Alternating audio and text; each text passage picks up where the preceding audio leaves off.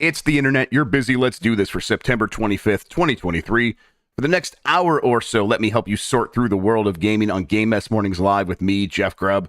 Today, Unity finally backtracked and Payday 3 is having a rough launch. But first, please join me in welcoming today's co-host to Game Mess Mornings. It's Lex Luddy, everybody. Lexi, how are you doing? I got a thing of water here, but I can't open it because it's too cold, and now it's all slippery on the outside. Good news, though, I have a second thing of water that's less cold. Yay, so, there you go. Yeah. How do you feel about prepared? How do you feel about warm water? I'm like, terrible. No. I'm at a point where I'm like, whatever. Yeah, I'm pretty sure Nextlander were doing a podcast where they were talking about Europe, and they were like, yeah, some people in Europe like warm water or like room temperature water. I'm like, don't fucking group me in with those assholes. Do they like it, or is they don't know any better? Because that's the sense I got when I was in Europe. That's like, hey, can I get water? And like, here is a room temperature carafe that we're going to put on your table because you're an American, and this is what you get. And I'm like, okay. A funny thing that happened was at Gamescom, you could tell which business areas were set up by people from the UK, because whenever you went up to them and like they have like water or coffee there, if I think it was the Sega one, I was like, oh, can I have a bottle of water? And they were like, still? Do you want still? Knowing that if you were European, you were gonna get gas water, as they call it. And then on top of that, they also had 3-prong plugs, which are the UK and Irish plugs, in the booth. And I just felt really bad for whatever poor German fucker showed up to the Sega booth and was like, why are the British plugs in like my German booth at Gamescom? What the fuck is going on? They're invading is what's happening. Yeah. Yet again. Yeah, I got around to warm water. I'm fine with it now these days. I used to be like, I can't do it at all. I'm like, whatever. I think the ice machine broke on our fridge that we had at our last place, and it's like, that was great. They just have ice whenever you wanted it, and then it broke because it was a Samsung and it's a piece of trash and they can eat butt. And then I'm like, okay, I'm just gonna go get water out of this thing, and then usually it was warm, and I'm like, I'm used to it now. Apparently, it's good for your digestive system. But I heard that on the internet, so who knows if it's true? Yeah. Speaking of hearing things on the internet, let's do this show. Let's explain what we do here most weekdays. I, Jeff Grubb, will help piece your gaming life back together. That includes breaking news and maybe even some of our own original reporting. For all these topics, I'll get the input of a bona fide expert who will make me look smart. If you are watching live on Twitch, welcome. You can always listen to the show later on podcast feeds by searching for Game Mess Mornings, or find the RSS on giantbomb.com. You can also catch the show later with chapters and timestamps on YouTube. Hello, YouTube. All right, we have a lot to get into. Rob, I need to go ahead, please. Stop there quickly. Please. Always be clothing in chat as you were starting your like intro said hello YouTube, like you always say hello YouTube. And for a second, my brain broke and was like, oh, chat is just in front of Grubb. Right, there's a little bit of a lag. Like, I'm just lagging behind. The stream is just delayed. You get so used to like dealing with like different like delays and and lags and stuff when you do this work that I don't blame you for like trying to piece together what's happening there. Like, the brain's got to put 2 and 2 together some way. Let's start the morning mess with Unity apologizes, makes controversial new game development fees optional. This is from Steven Totillo at Axios Gaming. After a backlash, Unity will no longer require game creators to pay retroactive fees tied to game installations. The Unity drama had rocked the video game industry, sending smaller creators into a panic about whether their games becoming popular would result in ruinous fees. Unity, the company behind one of the most used game development technologies in the world, issued revised terms of its runtime fee plan in a blog post Friday in an effort to quell 2 weeks of anger from its customers. The post started with senior executive Mark Whitten stating, "I am sorry. Unity's revised plan may still charge some teams with fees calculated off of installations of their games, but the company is making that fee structure optional and more easily avoidable for smaller developers. In the new plan, smaller developers using Unity's fee personal plan won't be subject to the fee. Unity is allowing games that make up to $200,000 in revenue to stay in this group, up from a limit of $100,000. Larger developers using paid versions of Unity can avoid the fee by not switching to a newer version of Unity. If they do, developers can choose between paying runtime fees tied to new user installations or a 2.5% revenue share, figures that Unity say will be self-reported by the developers. And they also say you could pay the lesser of the two, whichever one is a lower number. You could pay that one. Earlier this month, Unity said it would start charging developers a fee every time a user installed their games, beginning in 2024, if their games cleared a certain revenue and popularity thresholds. Obviously, that's where the backlash started. A lot of developers spoke out about this. Unity over last weekend, leading into last week, was like, "Hey, we're sorry, we're listening. We're gonna do something about this and have an answer." They waited until Friday. This was it. They went until like 5:00 on Friday. Right. They went literally as late as they could, and developers were getting antsy. Even publicly on Twitter, people were getting like frustrated. But you could see the strategy, though, right? Like, wait till the weekend so that developers can't necessarily like point out like why this might still be a problem. And I think why it still might be a problem. No one will be online during the weekend to like actually read developers saying, "Hey, this still sucks." Yes, exactly. So this does answer a lot of the problems that developers had, up to the point where it's like the install runtime fee being in place at all is potentially a problem, because they could change the terms at any time. And down the line, they could just do it slowly, like kind of get it back to where it was when they first announced this, by making one small tweak at a time to their terms of service. But now the fact that it's there and it's in place, they can more effectively do that. So announcing this, answering most of the criticisms, and then not doing it at a time of the week where most developers are going to have the wherewithal to respond and sort of get other developers rallying against this. That's the strategy. Now, whether or not that works is up to developers, right? But I haven't seen so much of the response. What have you seen? You can totally tell that somewhere within Unity, there was a level of management that is like, no, we are going to do this someday eventually. And everyone else on the ground is like, we keep on telling you this is a terrible idea, and we should get rid of this entirely. And someone's just being like, okay, what if we roll it back to the most milquetoast thing we can for now? And people will stop being so mad because we've now outlined so many rules that it's become convoluted, and most mainstream people, like who are casually interested in the story, will stop caring when they see a big long list of bullet points explaining when this fee is applicable, when it isn't applicable, how much it's applicable, like different options that you can buy into. It totally just feels like a diversionary tactic to get as much attention away from this. The whole thing feels orchestrated to be as much about not having attention on the actual news story here, which is like, hey, Unity are just changing their terms of service agreement mid-service, which is still an exceptionally shitty thing to do. I know that there is a lot of, I think it was the Spire team have said they are currently working on moving their next game off of Unity. And I don't think they're going to be the only ones. That isn't a small undertaking. That is a big fucking task. And like, when you look at it, people forget how big certain games that use Unity are. I loaded up Soul Hackers 2 on the PS5 yesterday, and it had like made in Unity on the splash screen. And I was like, oh, that's like an Atlas game, like made in Unity. It was kind of funny that Atlas didn't pay to not have that splash screen there, which you can pay. Yep, you can. That's a separate topic.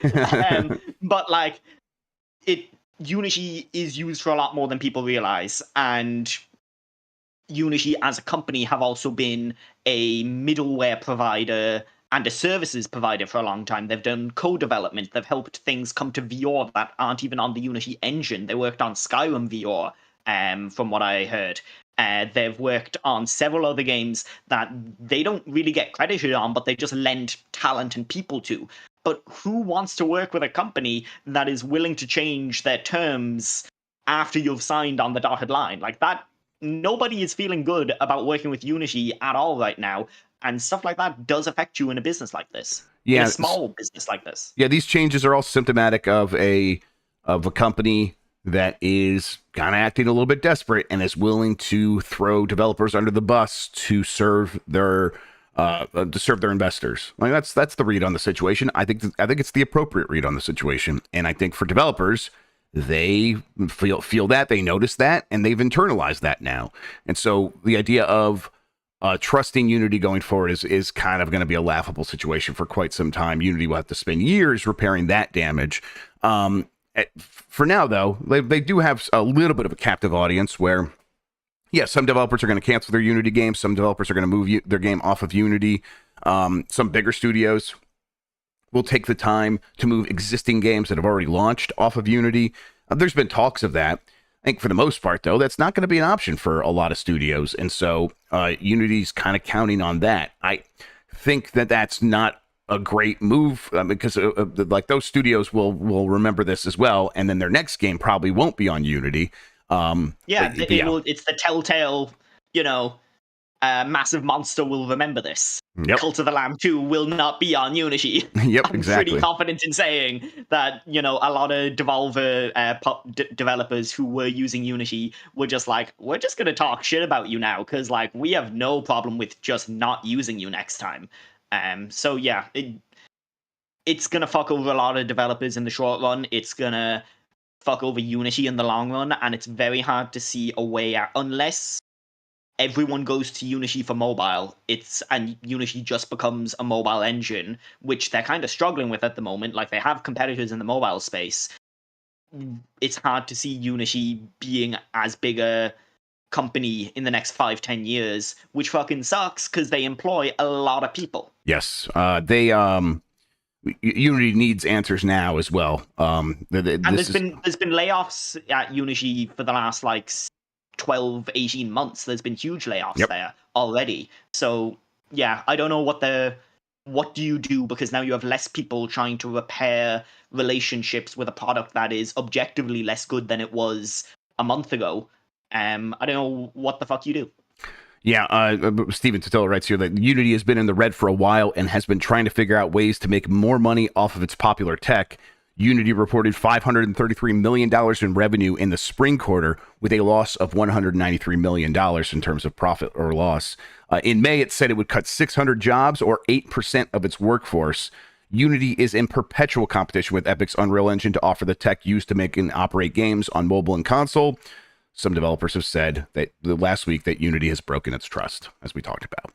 This is a company that's going to continue to need answers for where money's going to come from now. It needs money now. Likely they kind of scamper back and try to make good with developers, but they probably do continue looking for those military deals. I know that they had to backtrack on that, but I wouldn't be surprised they're like, hey, we found a way to make that work and now it's ethical. We've done an ethical military deal. It's like, wait, what? Something like that's probably going to happen because they are desperate, and they're going to continue to act desperate, it seems like. In the meantime, developers, we talk about, developers moving off of Unity. Where do they go? Unreal is also pretty expensive to use for a smaller team, is my understanding. I'm no game developer. I've heard that said, and now I'm repeating it. Godot, obviously, or Godot, I don't know how to say it. I'm gonna keep saying Godot until someone from the place over there corrects me.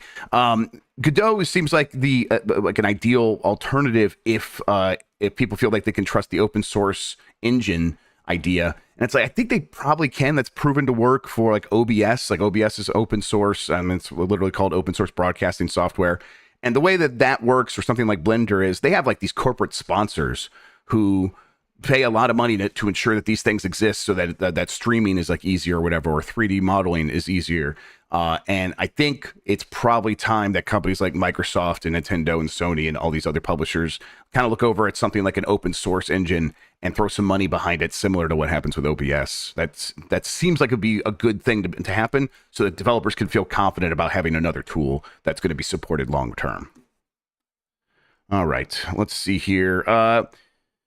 Here's what the critics think of Payday 3. This is from Ben Carey at Pure Xbox. Payday 3 blasted its way onto Xbox Game Pass this week, and the reviews are now starting to roll in from various outlets across the web. Let's see, here is Pure Xbox says, ultimately, your Payday 3 mileage will vary depending on how you're expecting to play it. If co-op shooters are your jam and you're ready to get the squad back together, then sure, give this one a go on Game Pass to see what you think. If you're more of a solo player, even when it comes to online stuff, then there's probably better options out there to fit this mold. PC Games In gave it an 8 out of 10, says robbing a bank has never felt so good, as Payday 3 is a clear step above its predecessors, which stood the test of time and recently enjoyed its 240th update when it comes to Payday 2. The future, however, looks even brighter, as Payday 3's new heists, strong story, and improved gunplay should see the series recruiting new criminals well into the next decade. Video Gamer gave it an 8 out of 10. IGN gave it a 7 out of 10.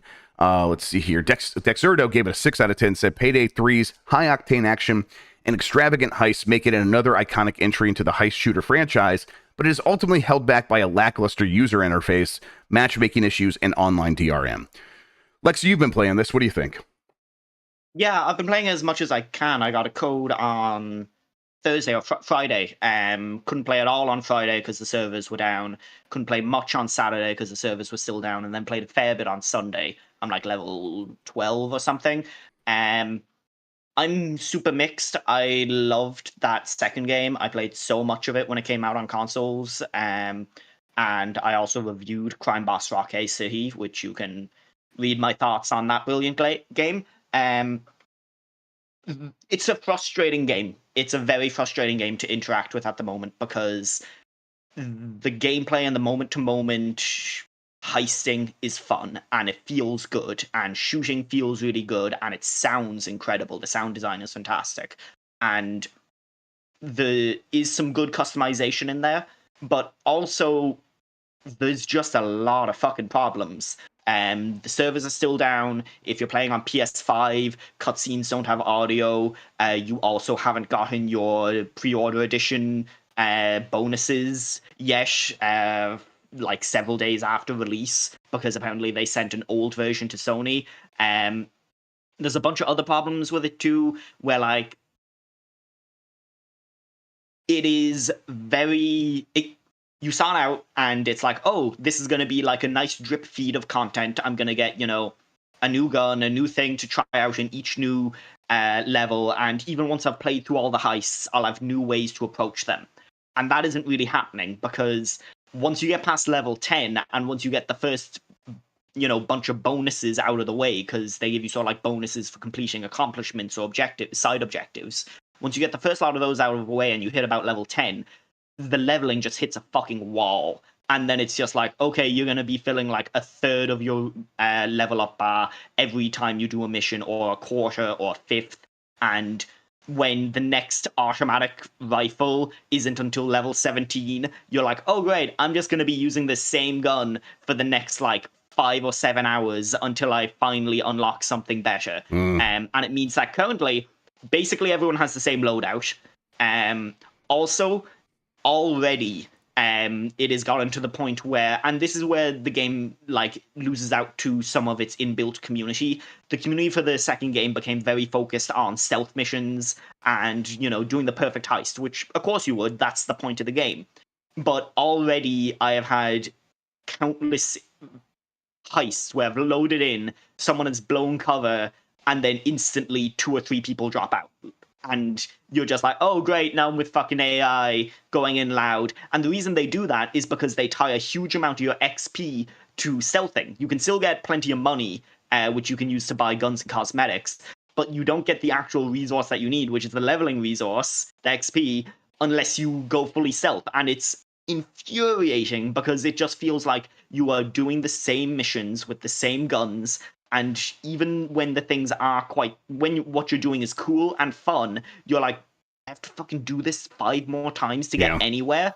And also, there's just a lot of like small glitches. It's a very buggy launch. There's textures floating. There's things like mission objectives not updating, so you get stuck in endless waves of cops until they kill you.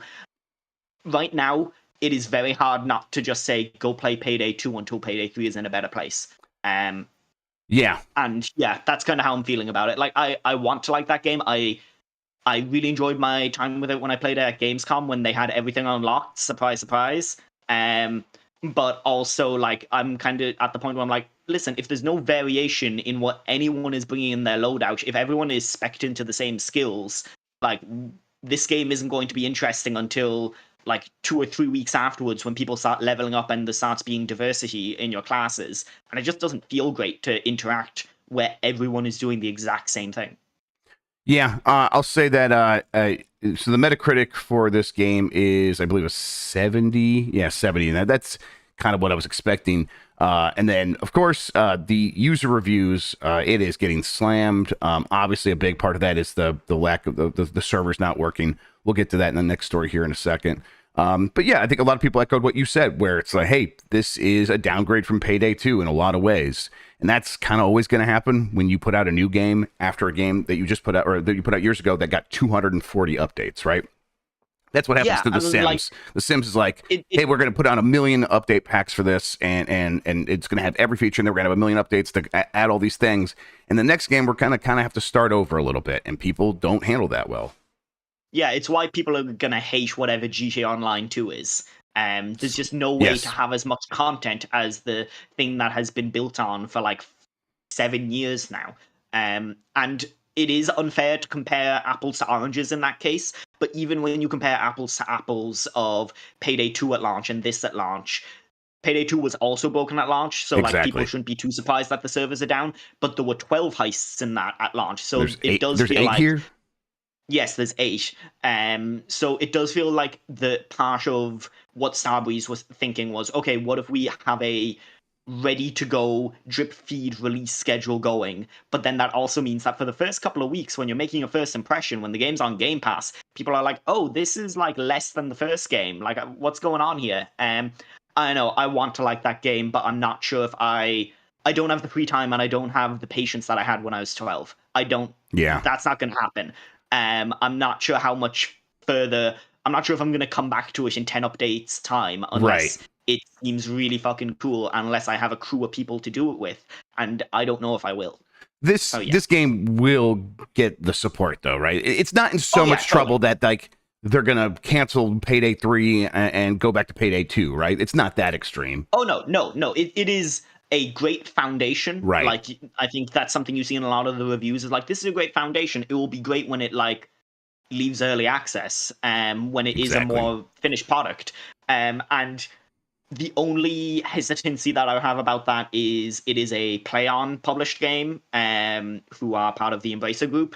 I highly doubt Embracer are even dumb enough to get cold feet when this game is getting review bombed at launch. Like, they understand that Payday 2 did well in the long term, not in the short term. Right. So I'm sure that they will have a reasonable sense about it, but like, there is still a worry of, what if Embracer's like, oh shit, this flopped, or people aren't happy with this, what do we do now? Yeah. Man, I'm trying to find information on Metacritic, and they changed the site, and I can't use it anymore. Change is bad, everybody. That's my opinion. All right, let's see. Payday 3 devs CEO apologizes for server issues at launch. This comes from Taylor Lyles at IGN.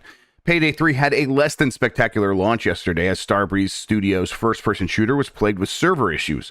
With the developer under scrutiny, the studio CEO has apologized for the issues. In a post on the social media platform Twitter, Starbreeze CEO Tobias Jorgen acknowledged the release day issues. We are so sorry that the infrastructure didn't hold up as expected, and although it's impossible to prepare for every scenario, we should be able to do better. We work tirelessly until we have restored all services and our players can get back to heisting again without issues.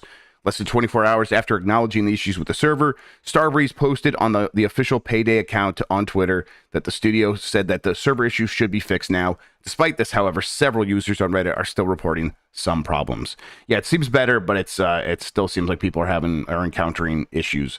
That's what your experience has been, right? And I think this is a problem that like you're going to see more and more often as crossplay becomes a bigger thing, because a lot of the time the solution for crossplay is, and it's the solution in this game, they have their own internal network system where you create a username on that network and you're offloading pretty heavy server demands onto something that the developers have to go and create and sustain themselves instead of Xbox Live servers or PlayStation servers or Steam servers or whatever. So you do have a situation where there is a lot more stress on their internal network that they have set up for this, then maybe they're equipped to deal with. And like, that's the risk you run when you go with Game Pass. Yes, you get a bunch of new players in there. Yes, you get a bunch of people seeing the game and playing the game. But is that too many people playing the game? That your internal systems can't handle it, or the systems you have set up can't handle it. Yep. Well, I mean, Payday will continue to get updated. We probably are going to play a little bit of it this week. We'll see what happens. But yeah, I think that having a somewhat strong foundation is going to be enough for them. And in 2 years, People be like, remember when it launched, it was bad? Yeah, what was that? Yeah, I'm more than confident that it will get there. I just think I'm like a little bit burnt at launch because I'm like, this isn't hitting the way it used to, and that's disappointing. Yep, absolutely. All right, let me adjust this real quick. Okay, next story. Star Wars Eclipse is still in development, but is still years away. This is from Eric Heidelbach Furu at Game Reactor. Both Ubisoft and Quantic Dream announced they were working on Star Wars games back in 2021. The Division creators Star Wars Outlaws is set to launch in 2024. While we've basically just heard disappointing rumors about the latter since the unveiling. This has led many to believe it has or will be canceled. So it's nice to get an official update. Lisa Pins, vice president of marketing for Quantic Dream, tells IGN that Star Wars Eclipse is still in development. But her wording definitely seems to confirm the rumors of it still being years away. Can I say it still exists? Because it exists. It's just not ready. It's simmering. This is a game that I was never expecting to come out before 2027. Early on, I heard that it was like... You were expecting it was going to come out? Yes, and now it's like, yeah, do you expect it's ever going to come out? Yeah, that's kind of where I'm at. I mean... Early on, it was that was always the thing where it's like, hey, the Quantic Dream got this because they said they would take the Star Wars license and then they would be able to fund the game themselves. And it's like, well, Lucasfilm liked the sound of that. And so, well, yeah, because it's probably not going to work out. Like, they're probably not going to actually be able to make that happen. They're going to need a lot of extra money, and that's going to be more difficult to come by. This is their action adventure game, Lexi. This is going to be their... it's breaking out of the Quantic Dream mold, although they also say stuff like it won't have game over screens, so if someone dies, the game just continues and accounts for all that. Okay, good luck with that. I don't know. Do you actually think this will ever come out? The more I think about it, the more David Cage is just the toxic Peter Molyneux of video games. Yeah, a little bit. Somehow we wound up in that universe. Maybe this game... No, I don't see a world where this game gets made. I don't see a world where they have enough... Like, they've set up a publishing division, and I'm sure that will get some money coming in, but, like, I don't know who is looking at Quantic Dream and going, let's invest a shitload of money into them making a different type of game. Because Quantic Dream make a very particular thing, a thing which usually doesn't sell, like, especially well. Like, it sells pretty well. Like, Detroit Become Human was like 5 million units, but for the length of time that was in development and the amount of funding Sony put into it, I doubt that was a great return. Like, I don't know where they keep getting their money from, and I don't know how long the money will keep coming their way. I'm sure being able to say, hey, we have the Star Wars license, will get some investors interested, but again, how long can that last when, like, this game has been announced for what, 3, almost 4 years, and it's still currently simmering, which sounds like no one's, like, actively doing a whole lot with it, but we're working on it. We haven't killed the project. Like, no, what the fuck are you doing? Yeah, I will be very surprised if we see this game. And then I will be very shocked if we see it any time before 2027. At this point, I'm sure it's much more likely to be like 2028. It's High Republic, and like, who the fuck cares about the High Republic? Hey, the High Republic books are pretty good. No one cares about it, but they are. They're honestly, they're way better than the recent shows have been. But I don't know if Lucasfilm has done any. But also, I don't know if they've had success in getting people to care about it. Yeah, explain the High Republic to your dad and, like, see how that goes. Yeah. Like, fucking no one... I mean, I struggled enough to explain when Andor took place without confusing my dad. Right, like, yeah. So I try, like, I'm trying to think what the pitch could be. I mean, it is like, hey, the Jedi are in charge and it's a good time for them and the Republic itself. And it's like, okay. And then the enemy is kind of boring. Yeah, exactly. The enemy is like the Nihil, which are these, which is short for nihilism, in case you hadn't noticed. And they basically it's like a biker gang. Vibes. Yeah, exactly. Yeah. It's like a biker gang, and I don't know. The first book was very, very good so far. The other ones haven't been quite as good as that.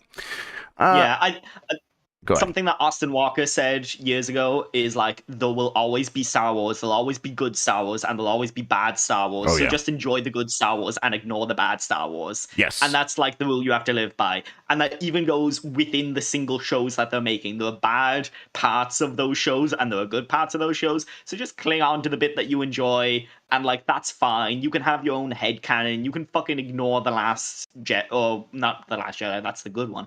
Rise of Skywalker. If you want to, like nobody's stopping you to.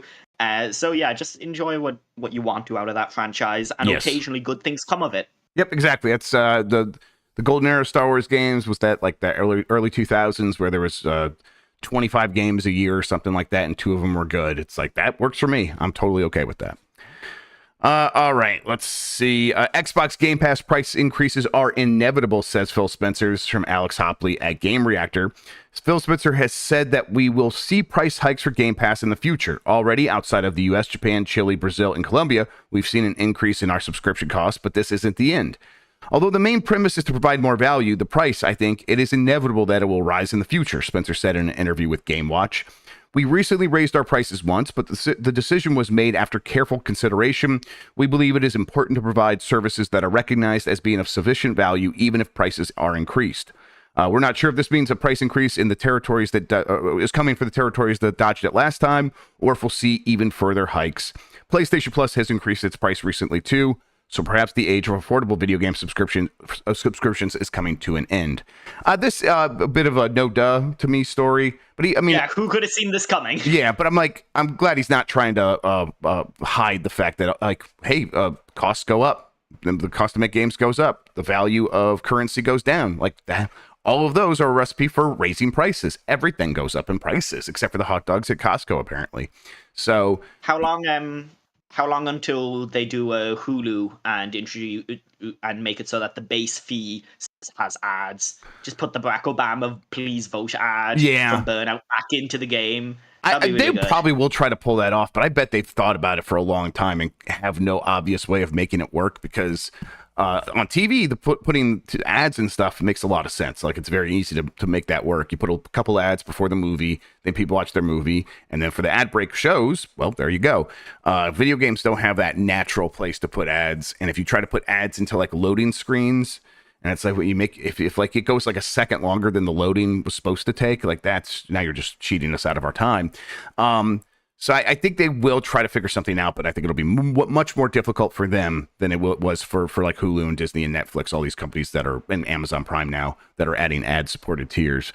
But yeah, prices will continue to go up. Prices of games have gone up from 60 to 70. I think people might be a little more concerned because it seems easier to raise the price of a subscription service than it does the price of all games, right? Yeah, it's an easier thing to get away with because Microsoft can just be like, hey, we're the Game Pass people. Microsoft can't be like, hey, we're the every single game from every single publisher people. Right. And that's why there was a bit of pushback to the, game price of physical games going up because, I think it was like a couple what was it? Capcom didn't raise their prices and other places didn't raise their prices for a long time. Yeah. Until they had a game where they were like, oh no, this is a tentpole title that we know people will buy anyway, and then suddenly Resident Evil 4 is $70.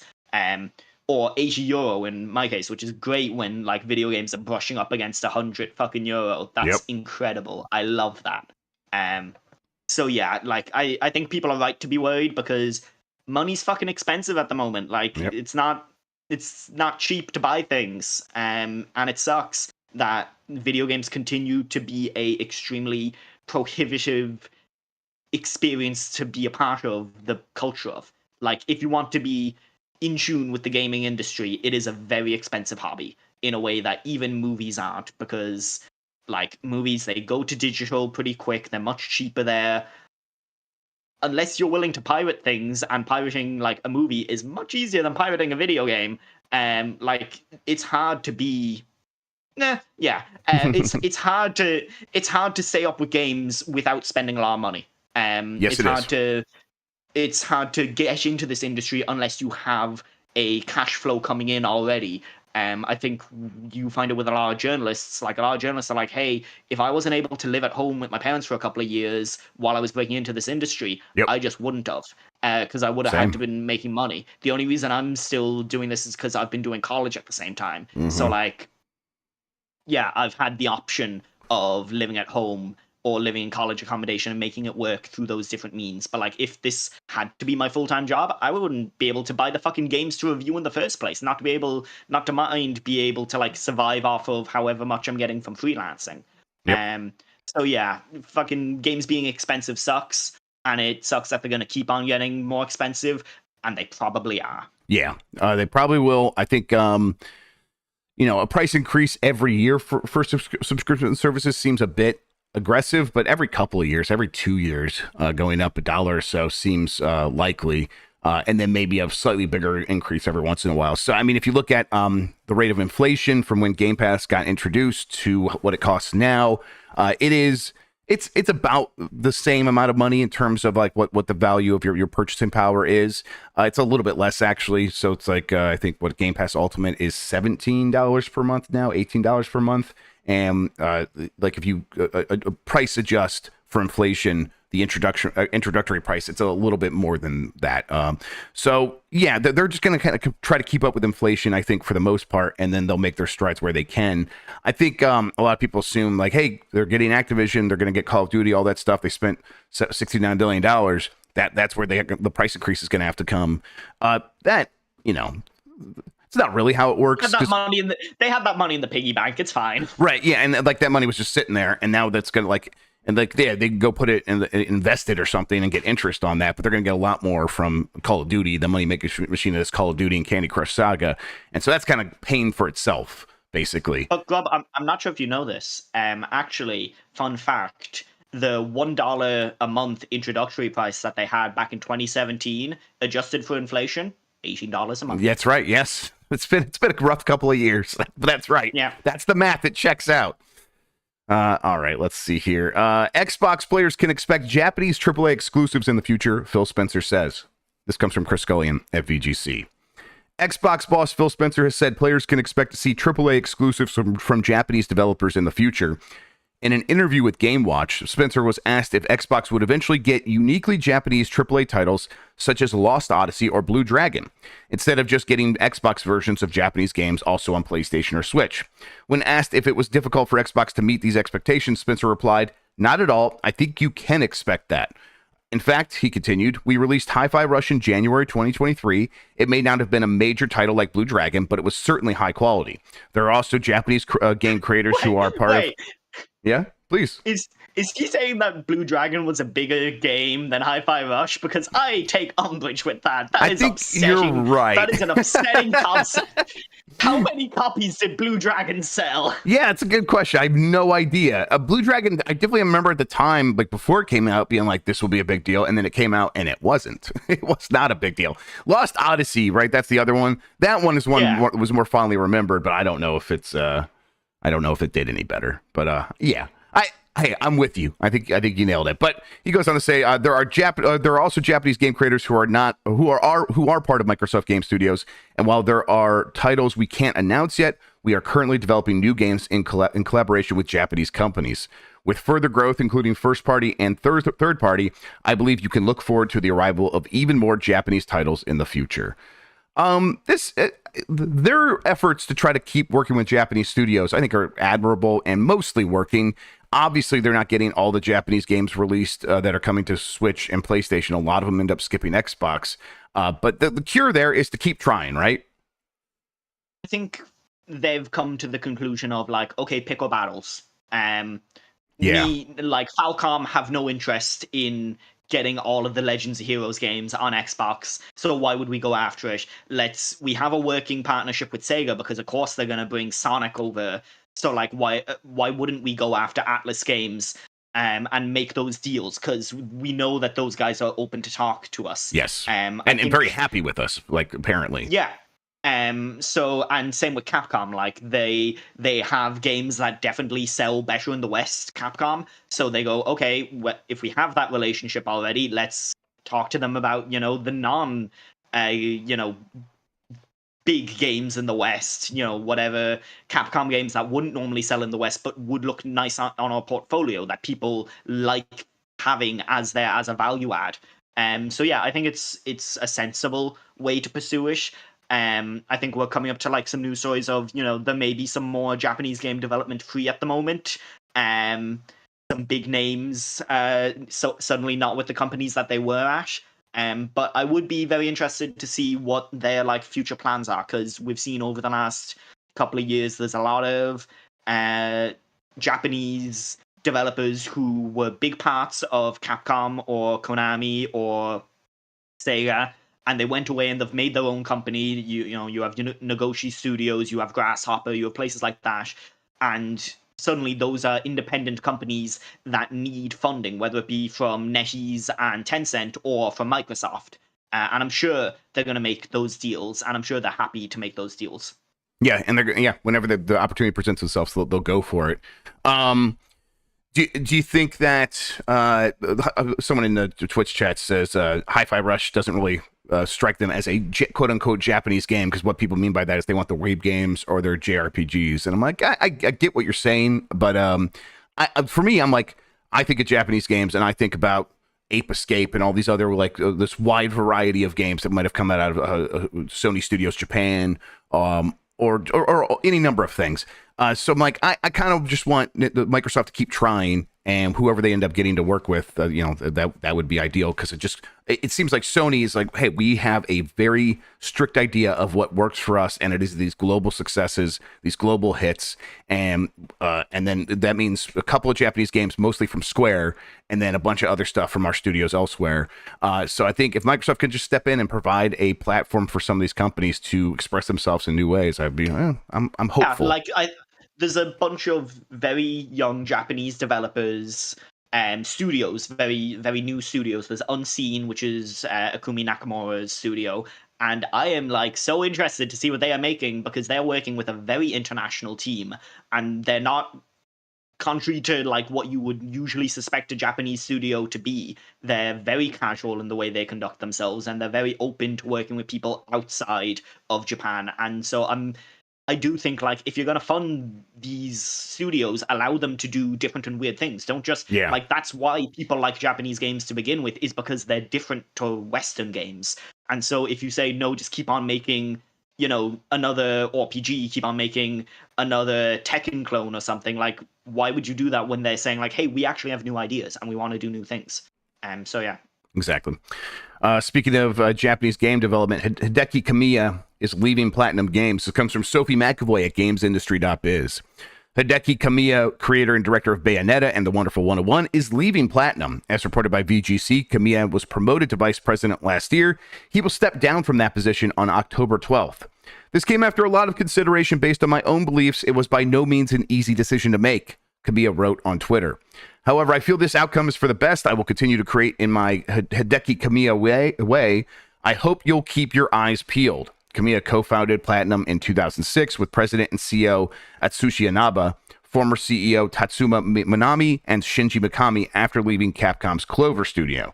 In response to Kamiya's departure, PlatinumGames shared on Twitter, "We are truly grateful for his creative ideas, leadership, and contribution to the growth of the studio from our startup to this very day." Listen, people don't stay in any one place forever, but Kamiya I definitely associated with PlatinumGames, with Bayonetta.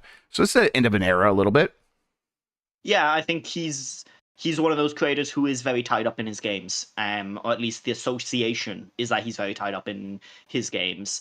I do wonder if anyone has told him that blocking people on Twitter doesn't count as creating in Hideki Kamiya way. I wonder if like now that he has quit, if it's like a head vampire dying and everyone gets just unblocked magically or something like that, but probably not.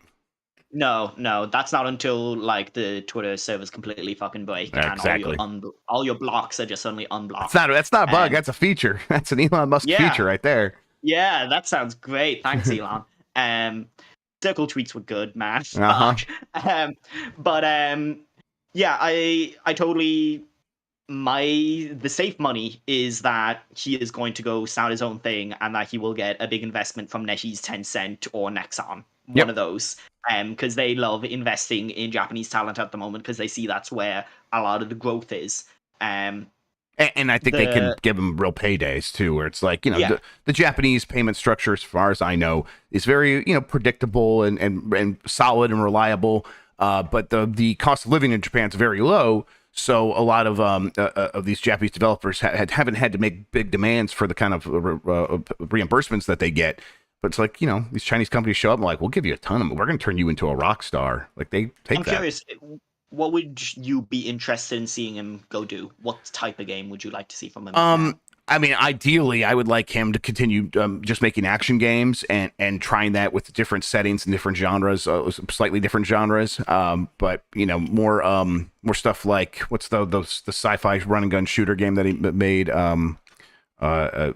Something along those lines would be very cool. But really, I think what's going to end up the realistic thing here is he's going to end up making stuff for free to play and mobile and PC, and it's like, well, that has its place too. But I don't know. I want to make games that I can play on my Nintendo Switch, and that's maybe a little less likely. All right. Cal Kestis, actor, confirms work is ongoing for Star Wars Jedi 3. This is from Alex Hopley at Game Reactor. The actor behind Cal Kestis, Cameron Monaghan, has confirmed that there is a third game coming in the Star Wars Jedi series, and that work is ongoing for it right now. According to VGC, Monaghan spilled the beans during a recent panel where he said the following: "We're working on a third, and we're in the process of doing that right now. That's a big undertaking, and there have been some conversations so far, but hopefully when all things are said and done, we'll be able to go in and make something really cool."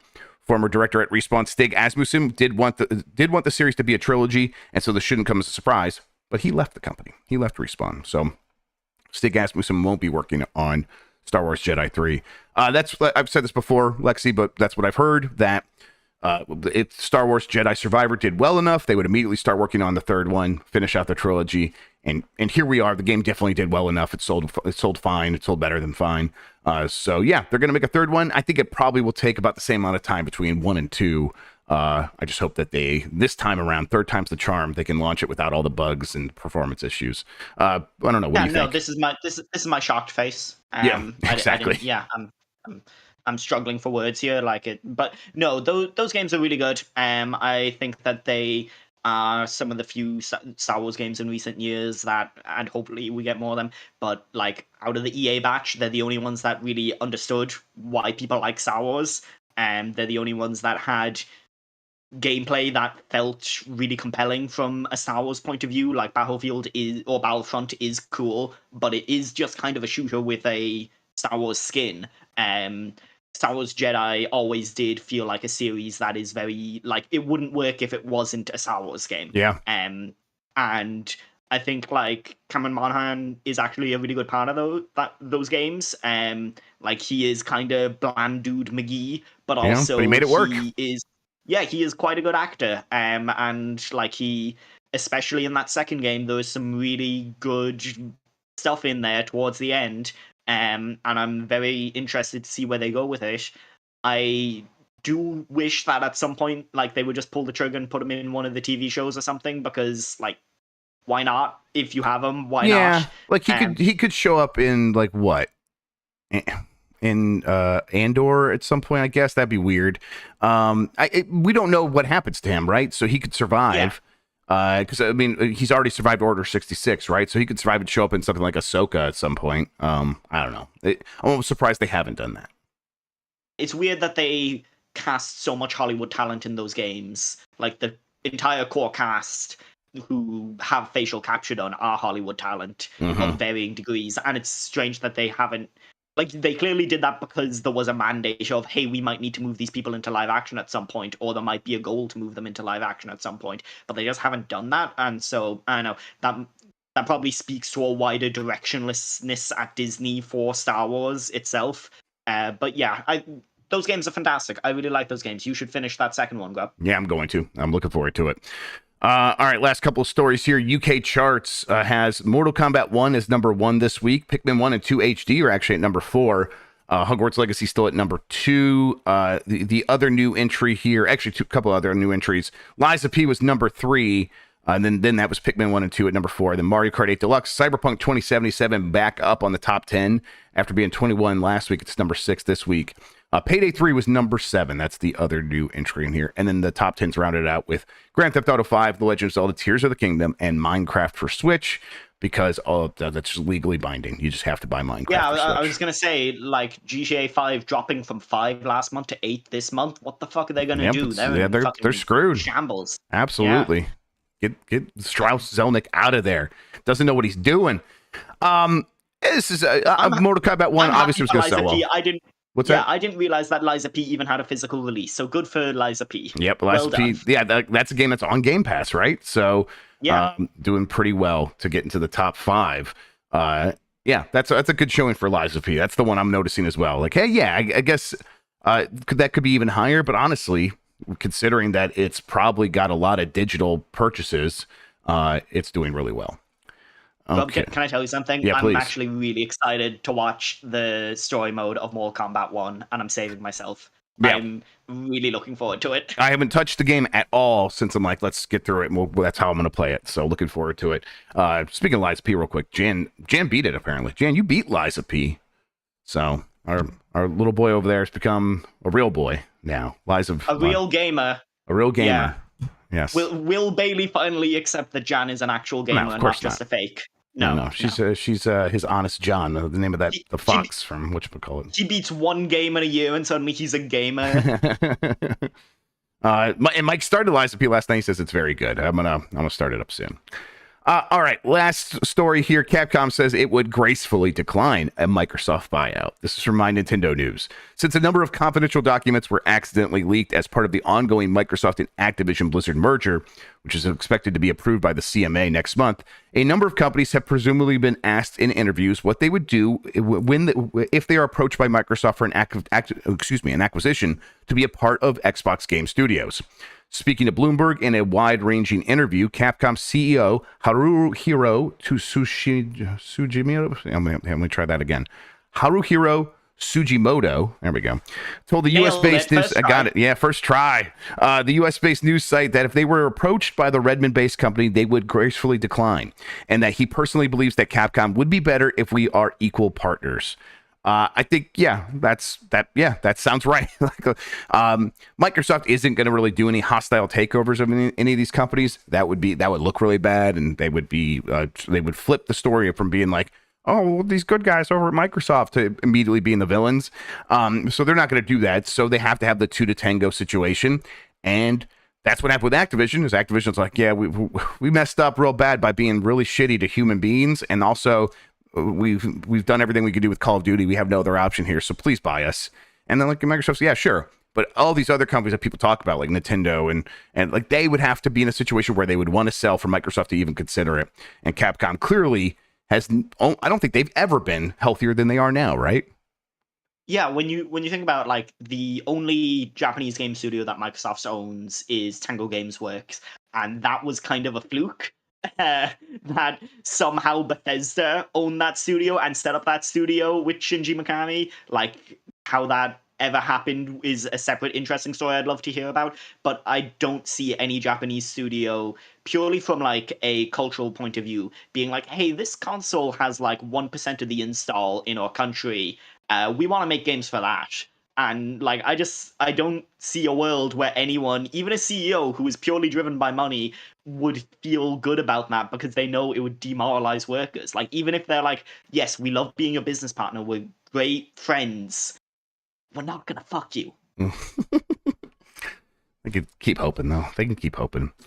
All right, let's go ahead and get to the poll from Once Upon a Time, last week sometime. Bring it up right now. Which Tom Clancy series do you want a new game from the most? Your options are Splinter Cell, and sorry, Tam, we have to have at least one other option. Tam said we can only have Splinter Cell as an option. And surprisingly, Splinter Cell 1 was 63%. It actually did worse. Way lower. That's way lower than... Good job, YouTube. Yeah, this poll originally had the other options of like the other Tom Clancy, Ghost Recon, all this other stuff. And before we took it down, because Tam only wanted Splinter Cell up there, Splinter Cell was winning 90% to the other 3 games, like single digit, obviously. So yeah, but hey, I also want to do Splinter Cell. They're making that remake. I don't know when we ever see it. I guess they canceled that VR game. They love announcing Splinter Cell things and then not doing them. Yeah, but I mean, I would love a Splinter Cell 1 remake with ray tracing. so that when you shoot a light out, the light actually goes away in a realistic way. That would be very cool to me.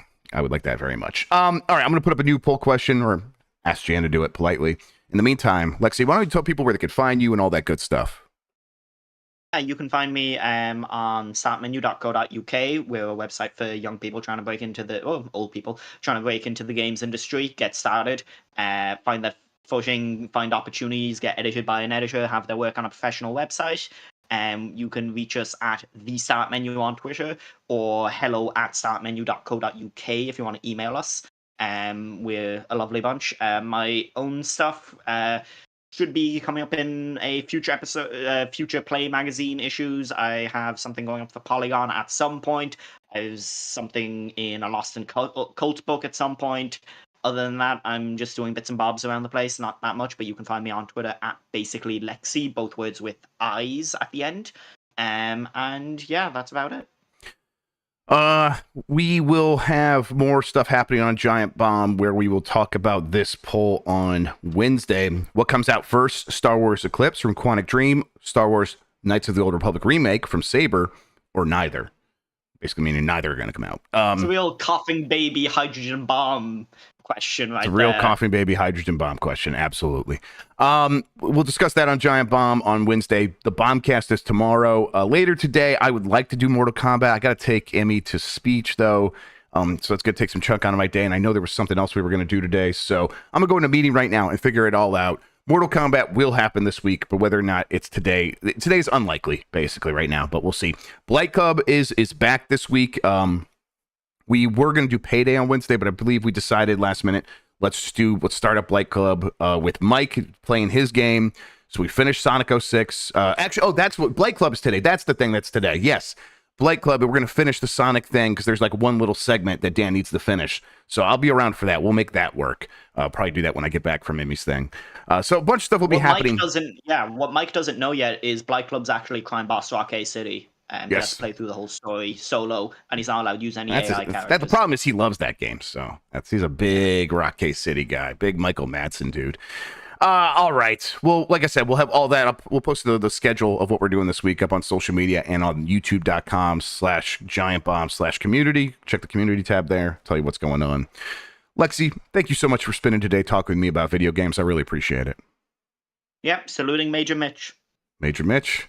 Thank you all for watching. You're the best audience in gaming. Until next time, have a good one. Take care of yourself, and goodbye.